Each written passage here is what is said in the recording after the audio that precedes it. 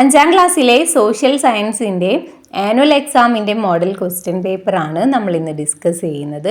പ്രവർത്തനം 1. ദാരിദ്ര്യ ലഘൂകരണത്തിനും സാമൂഹിക അസമത്വം കുറയ്ക്കുന്നതിനുമായി നടപ്പിലാക്കി വരുന്ന ചില പരിപാടികളും അവയുടെ സവിശേഷതകളുമാണ് പട്ടികയിൽ ഉൾപ്പെടുത്തിയിരിക്കുന്നത്. അപ്പോൾ എന്താണ്? The following table shows some of the programs implemented by the central and state governments and the local self-governments for poverty alleviation to reduce social inequality and their features. Then observe the table and complete the missing parts. ഈ താഴെ തന്നിരിക്കുന്ന ആ ഒരു table, ആ ഒരു പട്ടിക നിരീക്ഷിച്ചിട്ട് അതിൽ വിട്ടുപോയിട്ടുള്ള ഭാഗങ്ങൾ നിങ്ങളോട് ഫില്ല് ചെയ്ത് കൊടുക്കാനാണ് പറഞ്ഞിട്ടുള്ളത്. എന്തൊക്കെയാണ് ടേബിളിൽ തന്നിട്ടുള്ളത്? ഫസ്റ്റ് കോളത്തിൽ പ്രൊജക്ട്സിലെ പദ്ധതികൾ ഏതൊക്കെയാണ്, ദെൻ സെക്കൻഡ് കോളത്തിൽ ബെനിഫിഷ്യറീസ് അല്ലേ, ഗുണഭോക്താക്കൾ ആരൊക്കെയാണ്, ദെൻ ലാസ്റ്റ് കോളത്തിൽ ഫീച്ചേഴ്സ്, അതിൻ്റെ സവിശേഷതകളാണ് തന്നിട്ടുള്ളത് അല്ലേ. അപ്പോൾ ഫസ്റ്റ് തന്നിരിക്കുന്ന പദ്ധതി ഏതാണ്? ലൈഫ് മിഷൻ ആണ് അല്ലേ. അതിൻ്റെ ബെനിഫിഷ്യറീസ് ആരൊക്കെയാണ്? നമ്മൾ പഠിച്ചിട്ടുള്ളതാണ് അല്ലേ. All the landless, homeless people with homes that have not been fully constructed and those whose existing house is not fit to live in. ഭൂരഹിതർ, അതുപോലെ ഭൂരഹിത, ഭവനരഹിതർ, ഭവനം പൂർത്തിയാക്കാത്തവർ, അതുപോലെ നിലവിലുള്ള പാർപ്പിടം വാസയോഗ്യമല്ലാത്തവർ, അവർക്ക് വേണ്ടിയിട്ടുള്ള മിഷനാണ് എന്ത്? ലൈഫ് മിഷൻ എന്ന് പറയുന്നത്. അതിൻ്റെ ഫീച്ചേഴ്സ്, സവിശേഷതകൾ എന്തൊക്കെയാണ്? To provide a safe and decent housing system, സുരക്ഷിതവും മാന്യവുമായ പാർപ്പിട സംവിധാനം ഒരുക്കുക എന്നതായിരുന്നു അവരുടെ ഫീച്ചേഴ്സ്. ഓക്കെ, ദെൻ അടുത്ത പദ്ധതി എന്താ? കൈവല്യ. അതിൻ്റെ ബെനിഫിഷ്യറീസ് തന്നിട്ടുണ്ട് അല്ലേ. For the differently abled job seekers, ഭിന്നശേഷിയുള്ള ഉദ്യോഗാർത്ഥികൾക്ക് വേണ്ടിയിട്ടാണ്. ദെൻ അതിൻ്റെ ഫീച്ചേഴ്സ്, സവിശേഷതകൾ എന്തൊക്കെയാണ്? Equality of opportunity and social inclusion, അവസര തുല്യത, അതുപോലെ സാമൂഹിക ഉൾച്ചേർക്കൽ, ഇതൊക്കെയാണ് അവയുടെ സവിശേഷത. ദെൻ അടുത്ത പ്രൊജക്റ്റ്, അടുത്ത പദ്ധതി വരുന്നത് പ്രതിഭാ തീരം. അതിൻ്റെ ബെനിഫിഷ്യറീസ്, ഗുണഭോക്താക്കൾ വരുന്നത് children hailing from the coastal region, തീരദേശ മേഖലയിലെ വിദ്യാർത്ഥികൾ. ദെൻ അതിൻ്റെ സവിശേഷതകളോ? എഡ്യൂക്കേഷണൽ അഡ്വാൻസ്മെൻ്റ് അല്ലേ, വിദ്യാഭ്യാസ പുരോഗതിയുമായി ബന്ധപ്പെട്ട് വന്നിട്ടുള്ള പദ്ധതിയാണ് പ്രതിഭാ തീരം. ദെൻ അടുത്ത പ്രൊജക്റ്റ് വരുന്നത് ജനനി ജന്മരക്ഷ. അതിൻ്റെ beneficiaries pregnant women and mothers who belong to tribal groups, ഗോത്രവർഗ വിഭാഗത്തിലെ ഗർഭിണികൾ, അമ്മമാർ, ഇവരാണ്. ദെൻ അതിൻ്റെ ഫീച്ചേഴ്സ് വരുന്നത് പ്രൊവൈഡ് ന്യൂട്രീഷൻ, പോഷകാഹാര ലഭ്യതയാണ് അവരുടെ ഫീച്ചേഴ്സ്. അപ്പോൾ ഈ ഒരു ബോക്സ് ഇമ്പോർട്ടൻ്റ് ആയിട്ടുള്ളതാണ്, നിങ്ങൾ എന്ത് ചെയ്യുക? പഠിച്ചിരിക്കുക. ഇനി അതിലെ ബി ക്വസ്റ്റ്യൻ, ഗ്രാമീണ മേഖലയിൽ അധിവസിക്കുന്ന ഏതൊരു കുടുംബത്തിനും ഒരു സാമ്പത്തിക വർഷം 100 ദിവസത്തിൽ കുറയാത്ത അവിദഗ്ധ കായിക തൊഴിൽ ഉറപ്പാക്കുന്ന പദ്ധതി ഏതാണെന്നാണ് ചോദിച്ചിട്ടുള്ളത്. അപ്പോൾ എന്താണ്? Which scheme ensures unskilled physical employment for not less than 100 days in a financial year to any family residing in rural areas. Rural ഏരിയയിൽ, ഗ്രാമീണ മേഖലയിൽ ജീവിക്കുന്ന ഫാമിലിക്ക് ഒരു വർഷം 100 ദിവസത്തിൽ കുറയാത്ത ജോലി പ്രൊവൈഡ് ചെയ്യുന്ന, ജോലി എന്താ ഉറപ്പാക്കുന്ന ഒരു പദ്ധതി ഉണ്ടായിരുന്നു. അതേതാണ് ചോദിക്കുന്നത്. ഏതാണ് നമുക്കറിയാം അല്ലേ. തൊഴിലുറപ്പ് പദ്ധതിയെക്കുറിച്ചാണ് ഇവിടെ പറയുന്നത്. അപ്പോൾ ഇവിടെ ഓപ്ഷൻസ് ഉണ്ട്. ഏതൊക്കെ ഓപ്ഷൻസ് വന്നിട്ടുള്ളത്? തീരമൈത്രി പദ്ധതി, മഹാത്മാഗാന്ധി ദേശീയ ഗ്രാമീണ തൊഴിലുറപ്പ് പദ്ധതി, ഗോത്ര ബന്ധു, അതുപോലെ കൈവല്യ. ഇതിലേതാ വരുന്നത്? മഹാത്മാഗാന്ധി ദേശീയ ഗ്രാമീണ തൊഴിലുറപ്പ് പദ്ധതിയാണ് ആൻസർ. പ്രവർത്തനം 2, സൗരയൂഥത്തിലെ ചില ഗ്രഹങ്ങളുടെ ചിത്രങ്ങളും അവയുടെ സവിശേഷതകളും താഴെ നൽകിയിരിക്കുന്നു. അപ്പോൾ എന്താ തന്നിട്ടുള്ളത്? സോളാർ സിസ്റ്റത്തിലുള്ള കുറച്ച് പ്ലാനറ്റ്സിൻ്റെ ചിത്രങ്ങളാണ് തന്നിട്ടുള്ളത്, അതുപോലെ അവയുടെ ക്യാരക്ടറിസ്റ്റിക്സും തന്നിട്ടുണ്ട്. ഇനി നിങ്ങൾ എന്ത് ചെയ്യുക? ഈ സവിശേഷതകളിൽ നിന്നും ഓരോ ഗ്രഹങ്ങളുമായി ബന്ധപ്പെട്ടവ കണ്ടെത്തി ഉചിതമായി ചേർക്കുക. എന്തൊക്കെ ക്യാരക്ടറിസ്റ്റിക്സ് ആണ്, എന്തൊക്കെ സവിശേഷതകളാണ് തന്നിട്ടുള്ളത്? ജീവൻ നിലനിൽക്കുന്ന ഒരേ ഒരു ഗ്രഹം, the only planet in which life exist. Then ഏറ്റവും വലിയ ഗ്രഹം, ദി ലാർജസ്റ്റ് പ്ലാനറ്റ് എന്ന് പറയുന്നുണ്ട്. ദെൻ അടുത്തത് ചുവന്ന ഗ്രഹം, റെഡ് പ്ലാനറ്റ് എന്ന് പറയുന്നുണ്ട്. ദെൻ സൂര്യനോട് ഏറ്റവും അടുത്ത് സ്ഥിതി ചെയ്യുന്ന ഗ്രഹം, the planet that is closest to the sun. ഇനി എന്താ ചെയ്യാനുള്ളത്? സവിശേഷതകളിൽ നിന്നും ഓരോ ഗ്രഹങ്ങളുമായി ബന്ധപ്പെട്ടവ കണ്ടെത്തി ഉചിതമായി ചേർക്കുക. ഇവിടെ നമ്മൾ ഒരുപാട് ക്യാരക്ടറിസ്റ്റിക്സ് പറഞ്ഞു അല്ലേ. അത് ഏത് പ്ലാനറ്റിൻ്റെ ആണോ ഏത് ഗ്രഹത്തിൻ്റെ ആണോ എന്ന് നോക്കിയിട്ട് അതിന് നേരെ നിങ്ങൾ എഴുതി കൊടുക്കാനാണ് പറഞ്ഞിട്ടുള്ളത്. അപ്പോൾ എഴുതാലോ. ഫസ്റ്റ് വന്നിരിക്കുന്ന ഗ്രഹം ബുധനാണ് അല്ലേ, മെർക്കുറി. അപ്പോൾ അതിൻ്റെ സവിശേഷത വരുന്നത് ഏതാ? സൂര്യനോട് ഏറ്റവും അടുത്ത് സ്ഥിതി ചെയ്യുന്ന ഗ്രഹമാണ് ബുധന്. അപ്പോൾ എന്ത് എഴുതാം? Closest to the sun. Then അടുത്തത് ചൊവ്വയാണ് അല്ലേ, മാർസ്. അതിൻ്റെ സവിശേഷത വരുന്നത് അത് ചുവന്ന ഗ്രഹമാണ്, ദി റെഡ് പ്ലാനറ്റ് ആണ് അല്ലേ.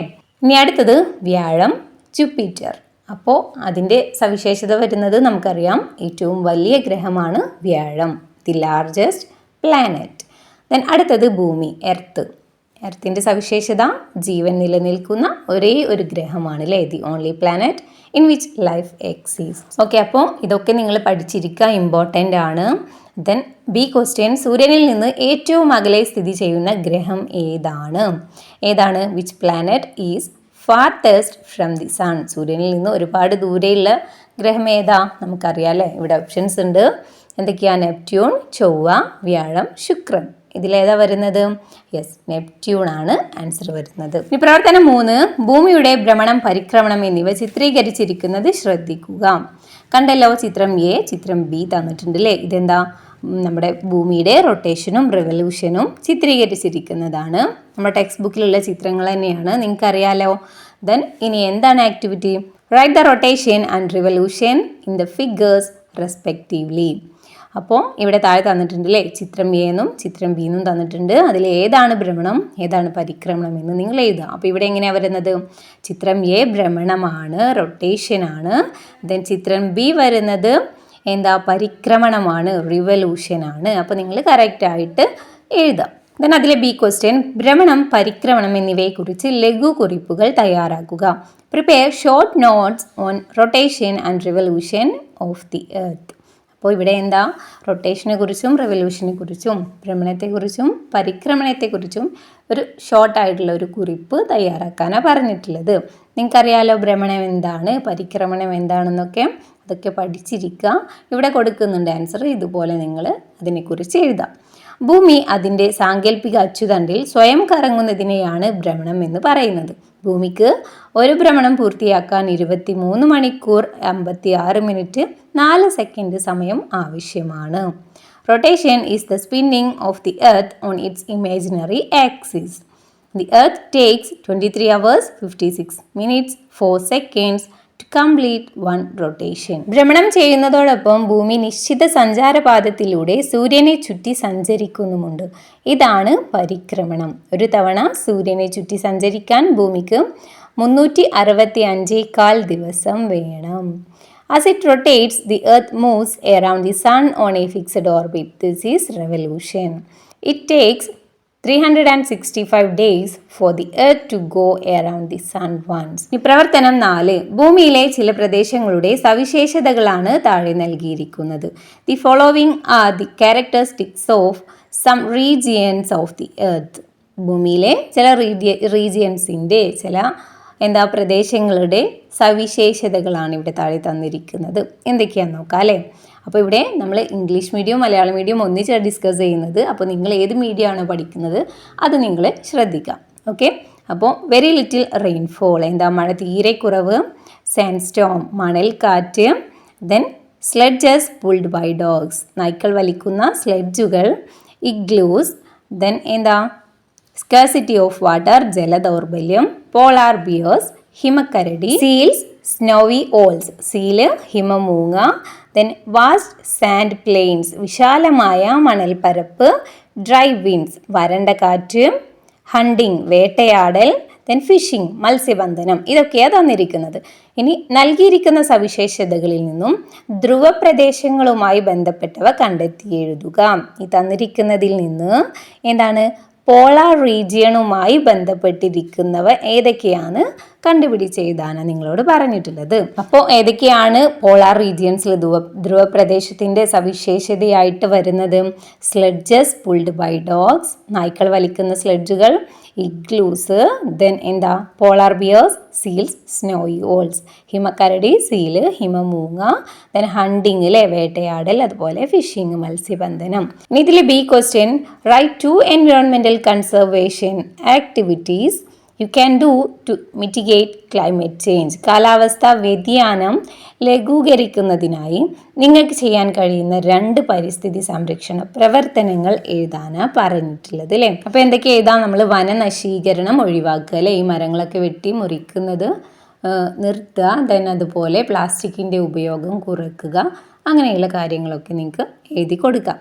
പ്രവർത്തനം 5, റോഡ് സുരക്ഷയുമായി ബന്ധപ്പെട്ട അടയാളങ്ങൾ ശ്രദ്ധിക്കുക. Observe the indications related to road safety. ഇവിടെ കുറച്ച് റോഡ് സേഫ്റ്റിയുമായി ബന്ധപ്പെട്ടിട്ടുള്ള ഇൻഡിക്കേഷൻസ്, അടയാളങ്ങൾ നൽകുന്നുണ്ട്. ഇനി എന്താ ചെയ്യാനുള്ളത്? Write the meaning of each of the given road safety indications. ഇവ ഓരോന്നും എന്തിനെ സൂചിപ്പിക്കുന്നു എന്നാണ് നിങ്ങളോട് എഴുതാൻ പറഞ്ഞിട്ടുള്ളത്. അപ്പോൾ കണ്ടല്ലോ, ഇതൊക്കെയാണ് തന്നിരിക്കുന്ന അടയാളങ്ങൾ. അപ്പോൾ ഓരോ സൈൻ ബോർഡ്സ് നോക്കുക, എന്നിട്ട് അതിലെന്താ തന്നിരിക്കുന്നതെന്ന് എഴുതാം. അപ്പോൾ ഫസ്റ്റ് വരുന്നത് നോ സൈക്ലിംഗ് ആണ് അല്ലേ, സൈക്കിൾ സവാരി പാടില്ല. ദെൻ രണ്ടാമത്തത് പെഡസ്ട്രിയൻസ് നോട്ട് അലൗഡ്, കാൽനടയാത്ര അനുവദനീയമല്ല. ദെൻ മൂന്നാമത്തത് നോ പാർക്കിംഗ് ആണ് അല്ലേ, പാർക്കിംഗ് പാടില്ല. ദെൻ നാലാമത്തെ വരുന്നത് there is a school ahead, be careful, മുന്നിൽ സ്കൂളുണ്ട്, എന്ത് ചെയ്യുക, സൂക്ഷിച്ചു പോവുക. Then fifth one, there is a railway crossing ahead, എന്താണ്, മുന്നിൽ റെയിൽവേ ക്രോസിംഗ് ഉണ്ട്. Then sixth one, area where pedestrians cross the door, എന്താ, കാൽനട യാത്രക്കാർക്ക് റോഡ് ക്രോസ് ചെയ്ത് കടക്കാനുള്ള സ്ഥലമാണ്. ഇനി B question, write 2 rules that you are familiar with in everyday life. നിത്യജീവിതത്തിൽ നിങ്ങൾക്ക് പരിചിതമായ 2 റൂൾസ്, 2 നിയമങ്ങൾ എഴുതാനാണ് പറഞ്ഞിട്ടുള്ളത്. ഏതെങ്കിലും 2 എഴുതാം. ഇവിടെ ഏതൊക്കെ എഴുതിയിട്ടുണ്ട്? വിദ്യാഭ്യാസ അവകാശ നിയമം, റൈറ്റ് ടു എഡ്യൂക്കേഷൻ ആക്ട്, ബാലനീതി നിയമം, ചൈൽഡ് റൈറ്റ്സ് ആക്ട്, ബാലവേല നിരോധന നിയമം, child labour prohibition act. Okay, ഇനി ആക്ടിവിറ്റി 6 ആണ്. Neenu is preparing posters to be displayed in a procession to spread the message of child rights protection. എന്താ, ചൈൽഡ് റൈറ്റ്സ് പ്രൊട്ടക്ഷൻ്റെ, കുട്ടികളുടെ അവകാശ സംരക്ഷണ സന്ദേശം പ്രചരിപ്പിക്കുന്ന ഒരു ജാഥ നടക്കുക, ഒരു റാലി നടക്കുകയാണ്. അതിൽ പ്രദർശിപ്പിക്കാനായിട്ട് പോസ്റ്ററുകൾ തയ്യാറാക്കുകയാണ് ആര്? നീനു അല്ലേ. ദെൻ എന്താ ആക്ടിവിറ്റി പറഞ്ഞിട്ടുള്ളത്? Can you write 2 messages to be included in the poster to help നീനുവിനെ ഹെൽപ്പ് ചെയ്യാനായിട്ട് ആ പോസ്റ്ററിൽ ചേർക്കാൻ പറ്റുന്ന 2 മെസ്സേജ്, 2 സന്ദേശങ്ങൾ നിങ്ങളോട് എഴുതാനാണ് പറഞ്ഞിട്ടുള്ളത്. അപ്പോൾ നിങ്ങൾക്ക് എങ്ങനെ എഴുതാം? കുട്ടികൾ കുട്ടിക്കാലം ആഘോഷിക്കട്ടെ, ഇനി വേണ്ട ബാലവേല. Let the children celebrate their childhood, no more child labour. Then ഔദാര്യമല്ല കുട്ടിക്കാലം, അവകാശമാണ്. Childhood is a right not a boundary. Okay, അപ്പോൾ ഇതുപോലെ എന്തെങ്കിലുമൊക്കെ നിങ്ങൾ എഴുതാം. B question, apart from the Supreme Court and the district courts, there are various types of courts functioning in our country. Complete the hierarchy of courts. എന്താ, supreme കോടതിയും ജില്ലാ കോടതിയും കൂടാതെ വിവിധ തരം കോടതികൾ നമ്മുടെ രാജ്യത്ത് പ്രവർത്തിക്കുന്നുണ്ട് അല്ലേ. കോടതികളുടെ ശ്രേണിഘടന പൂർത്തിയാക്കാനാണ് പറഞ്ഞിട്ടുള്ളത്. എന്താ, ഈ തന്നിരിക്കുന്ന ഈ ഹൈറാർക്കി ഓഫ് കോഡ്സ് നമ്മളോട് ഫില്ല് ചെയ്യാനാണ് പറഞ്ഞിട്ടുള്ളത് അല്ലേ. നിങ്ങൾക്കറിയാലോ എന്തെല്ലാം കോടതികളുള്ളതെന്ന്, നമ്മൾ ടെക്സ്റ്റിൽ പഠിച്ചിട്ടുള്ളതാണ്. സോ എങ്ങനെ എഴുതാം? ഫസ്റ്റ് തന്നിരിക്കുന്നത് എന്താ, സുപ്രീം കോടതി എന്നല്ലേ, ദി സുപ്രീം കോർട്ട്. ഇനി നെക്സ്റ്റ് എന്ത് എഴുതാം? ഹൈക്കോർട്ട്സ് ആണ് അല്ലേ, ഹൈക്കോടതികൾ. ദെൻ അതിന് താഴെ ഡിസ്ട്രിക്ട് കോർട്ട്, ജില്ലാ കോടതികൾ. ദെൻ അതിന് താഴെ സെഷൻ കോർട്ട്സ്, കീഴ്ക്കോടതികൾ. ഓക്കെ, നിശ്ചയ question, which day is observed as world child rights day. ഏത് ദിവസമാണ് നമ്മൾ വേൾഡ് ചൈൽഡ് റൈറ്റ്സ് ഡേ ആയിട്ട് ആചരിക്കുന്നത് എന്നാണ് ചോദിക്കുന്നത്. ബാലാവകാശ സംരക്ഷണ ദിനമായി ആചരിക്കുന്ന ദിവസം എന്നാണ്? നവംബർ 20 ആണ് അല്ലേ. ഇനി ആക്ടിവിറ്റി 7 ആണ്. Pollution of water bodies endangers the survival of living organism. ജലാശയങ്ങൾ മലിനപ്പെടുന്നത് ജീവജാലങ്ങളുടെ നിലനിൽപ്പ് അപകടത്തിലാക്കുന്നുണ്ട്. The government implements various schemes to protect and maintain the existing water sources. നിലവിലുള്ള ജലസ്രോതസ്സുകളെ സംരക്ഷിക്കുന്നതിനും പരിപാലിക്കുന്നതിനും സർക്കാർ വിവിധ പദ്ധതികൾ നടപ്പിലാക്കുന്നുണ്ട്. Read the list given below and fill in the missing information. ഇനി ചുവടെ നൽകിയിട്ടുള്ള പട്ടിക വായിച്ച് അതിൽ വിട്ടുപോയിട്ടുള്ളത് നിങ്ങളോട് ഫില്ല് ചെയ്ത് കൊടുക്കാനാണ് പറഞ്ഞിട്ടുള്ളത്. അപ്പോൾ എന്തൊക്കെയാണ് തന്നിട്ടുള്ളത്? ഫസ്റ്റ് കോളത്തിൽ പ്രൊജക്റ്റിലെ പദ്ധതികൾ തന്നിട്ടുണ്ട്. ദെൻ നെക്സ്റ്റ് കോളത്തിൽ ഇംപ്ലിമെൻറ്റേഷൻ, അതിൻ്റെ നിർവഹണം തന്നിട്ടുണ്ട്. ഫസ്റ്റ് വരുന്ന പ്രൊജക്റ്റ് ഏതാ? ഇനി ഞാൻ ഒഴുകട്ടെ. അതിൻ്റെ നിർവഹണം എന്താ? ഹരിത കേരളം മിഷനാണ് അല്ലേ. ദെൻ അടുത്ത പദ്ധതി വരുന്നത് മാലിന്യമുക്ത നവകേരളം. അതിൻ്റെ നിർവഹണം എന്താ? തദ്ദേശ സ്വയംഭരണ വകുപ്പ്, department of local self government. Then next പദ്ധതി വരുന്നത് ജൽജീവൻ മിഷനാണ്. അതിൻ്റെ നിർവഹണം എന്താ? കേന്ദ്ര സർക്കാരാണ് അല്ലേ, ഗവൺമെൻറ് ഓഫ് ഇന്ത്യയാണ്. ഇനി അടുത്തത് തെളിനീരൊഴുകും നവകേരളം. അതിൻ്റെ ഇംപ്ലിമെൻറ്റേഷൻ ആരാ? തദ്ദേശ സ്വയംഭരണ വകുപ്പാണ്, department of local self government. അപ്പോൾ ഈ ഒരു പട്ടികയൊക്കെ നിങ്ങൾ നന്നായി പഠിച്ചിരിക്കുക, എക്സാമിന് വരും. ഇനി B question, only a very small amount of the world's total water supply is fresh water. ലോകത്തിലെ ആകെ ജലലഭ്യതയുടെ വളരെ ചെറിയൊരു അളവ് മാത്രമേ ശുദ്ധജലമായിട്ടുള്ളൂ. It is the responsibility of each of us to conserve this precious water. അമൂല്യമായ ശുദ്ധജലം സംരക്ഷിക്കേണ്ടത് നാം ഓരോരുത്തരുടെയും കടമയാണ്. What are the various methods that can be adopted to ensure water conservation? Water conservation ഉറപ്പുവരുത്തുന്നതിന് വേണ്ടി നമുക്ക് അവലംബിക്കാവുന്ന വിവിധ മാർഗങ്ങളാണ് അല്ലേ. ജലസംരക്ഷണം ഉറപ്പുവരുത്തുന്നതിന് എന്തെല്ലാം കാര്യങ്ങളാണ് നമുക്ക് ചെയ്യാൻ കഴിയുക? ഏതൊക്കെയാ? മഴക്കുഴി, റെയിൻ പിറ്റ്സ്, മഴവെള്ള സംഭരണി, റെയിൻ വാട്ടർ ഹാർവെസ്റ്റിംഗ്, തടയണ, ബൺസ്, പുതയിടൽ, മൾച്ചിങ്. ഇതൊക്കെയാണ് നമുക്ക് വാട്ടർ കൺസർവേഷന് വേണ്ടി ചെയ്യാവുന്ന മെത്തേഡ്സ്. ഇനി അടുത്തത്, there are two main monsoon seasons in Kerala, which are they? കേരളത്തിൽ 2 പ്രധാനപ്പെട്ട മൺസൂൺ സീസൺസ്, മഴക്കാലങ്ങളാണുള്ളത്. അത് ഏതെല്ലാം എന്നാണ് ചോദിച്ചിട്ടുള്ളത്. ഏതൊക്കെയാണ്? സൗത്ത് വെസ്റ്റ് മൺസൂൺ ഓർ കാലവർഷ, തെക്കു പടിഞ്ഞാറൻ മൺസൂൺ കാലം അഥവാ കാലവർഷം. ദെൻ അടുത്തത് north east monsoon or Thulavarsha, വടക്ക് കിഴക്കൻ മൺസൂൺ കാലം അഥവാ തുലാവർഷം. ഇതൊക്കെയാണ് വരുന്നത്. അപ്പോൾ നമ്മളിവിടെ ഡിസ്കസ് ചെയ്ത ക്വസ്റ്റ്യൻസ് ഒക്കെ ഇമ്പോർട്ടൻ്റ് ആയിട്ടുള്ളതാണ്, എക്സാമിന് വരാൻ ചാൻസ് ഉള്ളതാണ്. അപ്പോൾ നിങ്ങൾ പഠിക്കുക. ഇനി എന്തെങ്കിലും ഡൗട്ട്സ് ഉണ്ടെങ്കിൽ താഴെ കമൻറ്റ് ചെയ്യാം.